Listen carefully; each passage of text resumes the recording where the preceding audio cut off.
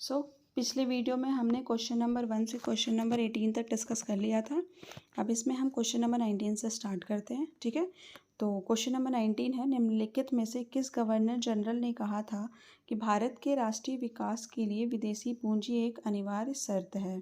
ठीक है, 3 ऑप्शन दिया है, लॉर्ड रिपन, कर्जन, मिंटो या उपयुक्त में से एक से अधिक। अब स्टेटमेंट है तो वो एक से अधिक तो हो ही नहीं सकता, ठीक है।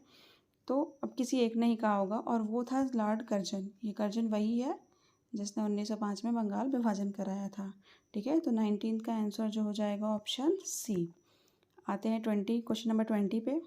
निम्नलिखित में से किस सत्याग्रह में सरदार वल्लभ भाई पटेल की प्रमुख भूमिका थी?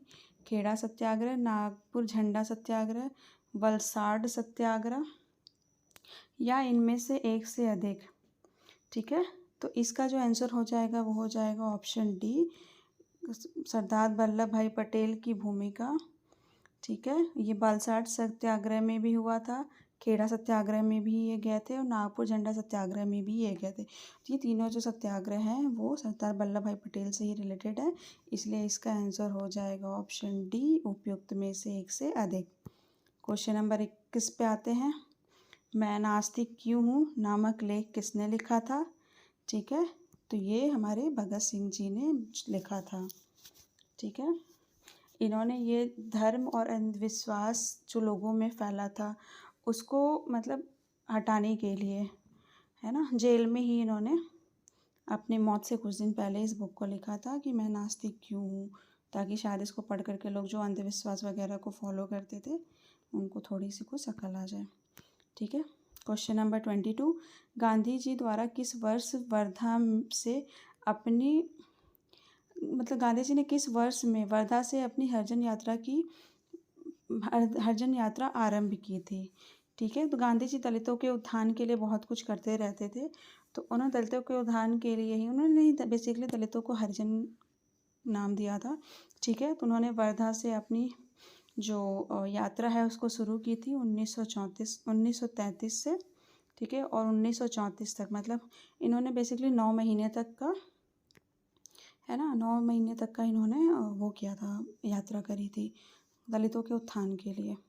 तो इसका 22वें का आंसर हो गया बी, ठीक है। अब आते हैं क्वेश्चन नंबर 23 पे। फ्लाउड आयोग का संबंध निम्नलिखित में से किससे था? तो देशी राज्यों से, पुलिस सुधार से, भू राजस्व से और उपयुक्त में से कोई नहीं। तो फ्लाउड आयोग का जो संबंध था वो भू राजस्व से था, ठीक है।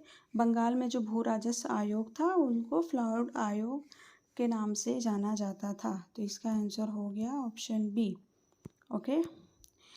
आते क्वेश्चन नंबर 24 पे। कांग्रेस के किस अधिवेशन में कांग्रेस का संविधान तैयार किया गया था?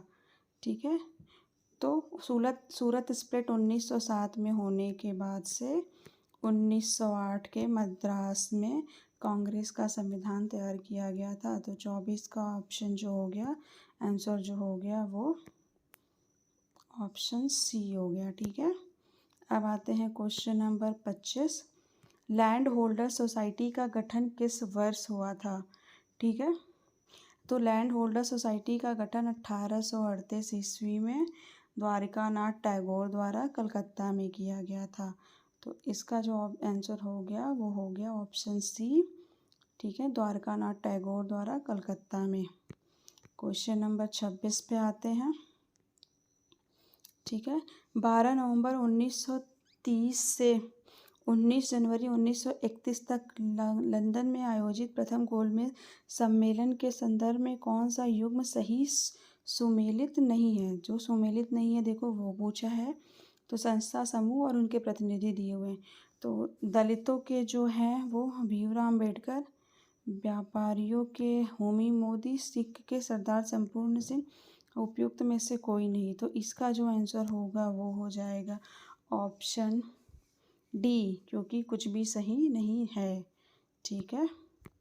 अब क्वेश्चन नंबर 27 पे आते हैं। अहमदिया आंदोलन का संस्थापक कौन था? ठीक है,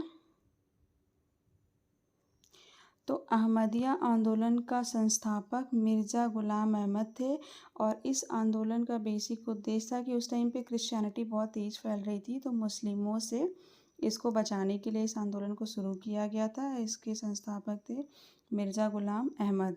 ठीक है, तो 27 का आंसर हो जाएगा ए। अब आते हैं 28